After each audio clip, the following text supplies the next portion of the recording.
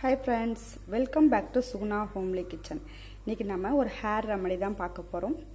இந்த மாதிரி நம்ம எண்ணெயை காய்ச்சி தேய்ச்சிட்டு வரதுனால இதுக்கு வந்து ரெண்டே பொருள் தான் தேவை. ஒன்னு தேங்காய் எண்ணெய், இது கூட ஓமம் எடுத்துக்கிறேன். நான் வந்து 200 ml எண்ணெய் எடுத்துர்க்கேன், 2 ஸ்பூன் ஓமம் எடுத்துர்க்கேன்.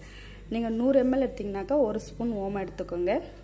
இது நம்ம இந்த மாதிரி செஞ்சிட்டு வரதுனால நமக்கு ஹேர் ஃபால் இருக்காது, டேண்ட்ரஃப் பிரச்சனையே இருக்காது, கம்ப்ளீட்டா சரியாயிடும். தலையில வந்து நீர் கோர்த்திருக்கும், நல்லா வேர்க்கிறதுனால நீர் கோக்கும், நம்மளுக்கு அந்த தலைவலி பிரச்சனையே இருக்காது. இப்போ வாங்க எப்படி செய்யறதுன்னு பார்ப்போம். நான் இந்த 200 ml வந்து ஒரு கடாயில் ஊற்றி அடுப்பில் வச்சுருக்கேன். நீங்கள் இன்னும் செக்கு எண்ணெய் கிடைச்சா கூட நீங்கள் எடுத்துக்கலாம், இன்னமும் நல்லது தான். கிடைக்காதவங்க பேக்கெட் எண்ணெயும் வாங்கிக்கலாம், ஆனால் தேங்காய் எண்ணெயாக இருக்கணும். இப்போ வாங்க எப்படி செய்யறதுன்னு பார்ப்போம்.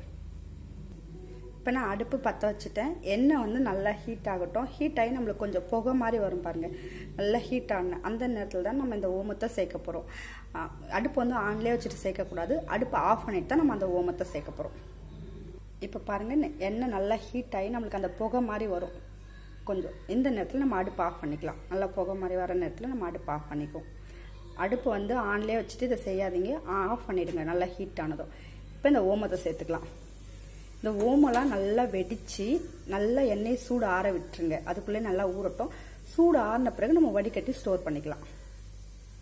அவ்வளோதான், நம்மளுக்கு ஓமெல்லாம் நல்லா பொரிஞ்சு அந்த சத்தமெல்லாம் அடங்கிடுச்சு, எண்ணெயும் கொஞ்சம் சூடாறிடுச்சு. இந்த நேரத்தில் நம்ம வடிகட்டி வச்சுக்கலாம்.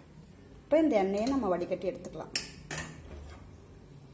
நீங்கள் வந்து இதை ஒரு பாட்டில்லையோ இல்லாட்டி ஒரு இந்த மாதிரி ஒரு சில்வர் டப்பாவிலையோ வடிகட்டி எடுத்து வச்சுக்கலாம். இது வந்து ரொம்ப பல்காலாம் நீங்கள் செஞ்சு வச்சுக்க வேண்டாம். கரெக்டாக ஒரு வாரம் இல்லாட்டி 2 வாரத்துக்கு மட்டும் செஞ்சு வச்சுக்கோங்க. திரும்பவும் நம்மளுக்கு காலி ஆகிடுச்சுன்னா திரும்பவும் நம்ம காய்ச்சிக்கலாம். மொத்தமாக காய்ச்சியும் வைக்க வேண்டாம். உங்கள் வீட்டில் எத்தனை பேருக்கு நீங்கள் தேய்க்க போகிறீங்க, எந்த அளவுக்கு வேணும் அந்த அளவுக்கு மட்டும் காய்ச்சி வச்சுக்கோங்க. நம்ம 1 வீக் இல்லாட்டி 2 வாரம் மினிமம் இந்த அளவுக்கு நீங்கள் காய்ச்சி வச்சுக்கோங்க. திரும்ப காலி ஆகிட்டா திரும்ப நம்ம காய்ச்சிக்கலாம். ஏன்னா நம்ம மொத்தமாக காய்ச்சி வைக்கும் போது அதனுடைய ஸ்மெல்லே வந்து கொஞ்சம் மாறிடும். நம்ம ஃப்ரெஷ்ஷாக அடிக்கடி செஞ்சு தேய்க்கும் போது அதனுடைய எஃபெக்ட் வந்து நல்லா நம்மளுக்கு தெரியும். இதை தொடர்ந்து செஞ்சுட்டு வரதுனால கண்டிப்பாக அந்த தலையில் நீர் கோக்கிறது, தலைவலி பிரச்சனை, அப்புறம் டேண்ட்ரஃப், முடி கொட்டுறது, இது எல்லாமே கம்ப்ளீட்டாக சரியாயிடும். இது குழந்தைங்களுக்கும் நம்ம தேய்ச்சிட்டு வரலாம். குழந்தைங்களுக்கும் இந்த நீர் கோக்காது தலையில்.